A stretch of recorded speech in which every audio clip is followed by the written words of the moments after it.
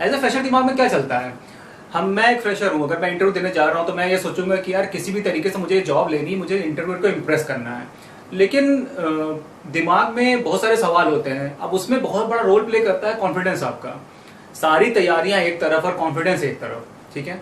तो आज का सेशन बेसिकली उसी के बारे में है कि अपने कॉन्फिडेंस लेवल कैसे आप मेंटेन कर सकते हैं। होता क्या है, जब मैं फ्रेशर हूँ, जब मैं घर से निकलता हूँ, वहां मेरा कॉन्फिडेंस लेवल होता है 70-80%। जैसे जैसे मैं आगे जाता हूँ, मतलब घर से बाहर निकला, टैक्सी किया, टैक्सी करके वेन्यू तक पहुंचा, वेन्यू से उस केबिन के पास पहुंचा जहां पे इंटरव्यू शुरू होने वाला है, और वहां पर देखा बहुत सारे लोग बैठे हुए हैं। फाइनली जब मेरी कॉल आई, जब मैं इंटर करता हूँ, तो ये सारे स्टेप पे कॉन्फिडेंस लेवल धीरे धीरे डाउन हो जाता है। ये आपके साथ भी हुआ होगा अगर आप फ्रेशर होंगे। इसमें से जो लोग फ्रेश जिनको एक्सपीरियंस है, और तो उनको ये चीज मालूम होगी। जो फ्रेशर है उनके लिए तो ये नया है।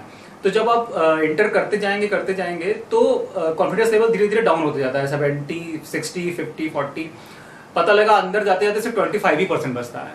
तो बेसिकली आज मैं उसी के बारे में बात करने जा रहा हूँ। अगर मैं आपसे ये बोलूं, एक मैं थोड़ा टॉपिक से हट के बात करता हूँ ताकि आपको क्लियरली समझ में आ जाए कि जो मेथड मैं आपको बताने जा रहा हूँ बेसिकली साइकोलॉजिकल मेथड है, ठीक है। अगर मैं आपसे ये बोलूं कि आपको अपने से कम उम्र में या कम नॉलेजेबल पर्सन को कुछ समझाना है, जैसे मान लीजिए अपने छोटे भाई को कुछ समझाना है, तो आप क्या करोगे?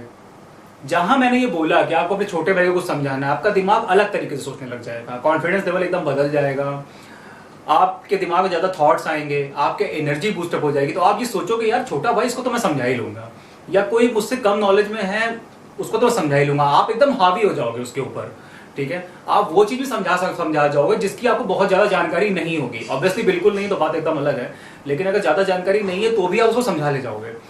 ऐसा इसलिए होता है कि आपके दिमाग ने कहीं ना कहीं परसेप्शन बना ली है कि यार आपको ज्यादा पता है उस बंदे से, ठीक है। तभी आप उसको इतने अच्छे से एक्सप्लेन कर पाते हो चीजें। थोड़ा सा यही काम आपको इंटरव्यू में भी करना है, ठीक है। अगर मान लीजिए मैं आपको ये बोलूं कि जब आप इंटर कर रहे हो तो उस समय आप ये सोचो कि जो अंदर लोग आपका इंटरव्यू ले रहे हैं, ठीक है, उनको आपसे थोड़ी कम नॉलेज है या आपको उनसे ज्यादा नॉलेज है।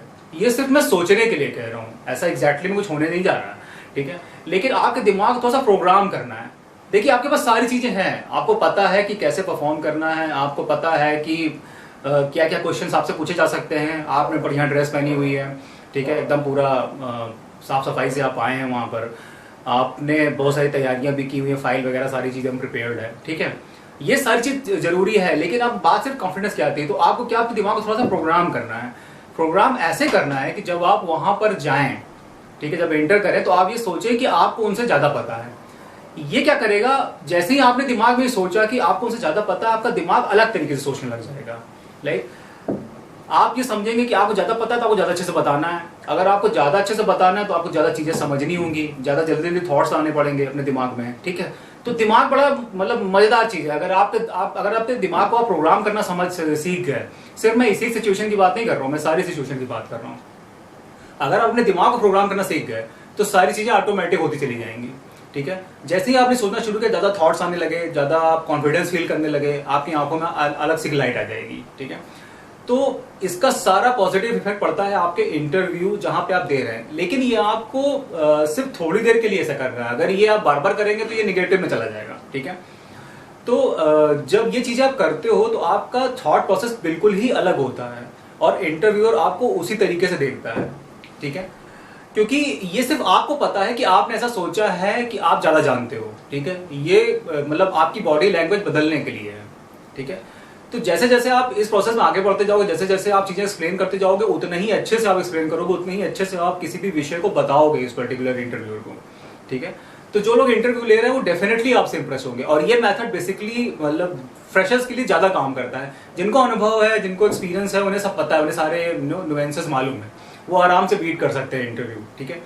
अगर उन्हें भी कहीं प्रॉब्लम आती तो वो भी एक बार ये मेथड ट्राई करके देखें, ठीक है। और अगर आप फ्रेशर हो तो ये यकीन मानो, अगर आपका पहले कॉन्फिडेंस 25, 30, 40% था तो इस मेथड के बाद डेफिनेटली कम से कम 20-25% इंक्रीज करेगा, ठीक है। आप कम से कम 25% ज्यादा अच्छा परफॉर्म करोगे रादर देन 30-40% के, ठीक है। तो आज का सेशन बेसिकली मेरा इसी के लिए था। तो आई होप आपको पसंद आया होगा। अगर कोई प्रॉब्लम है इंटरव्यू से रिलेटेड या किसी इशू से रिलेटेड, प्लीज कमेंट बॉक्स में कमेंट करिए। और मैं पूरी कोशिश करूंगा कि अगर क्वेश्चन रिलेवेंट है डेफिनेटली मैं उसका आंसर दूंगा। अगर सेशन बनाने लायक हुआ तो मैं डेफिनेटली उसका सेशन भी बनाऊंगा। ठीक है, so all the best for your first interview. Thank you, have a nice day.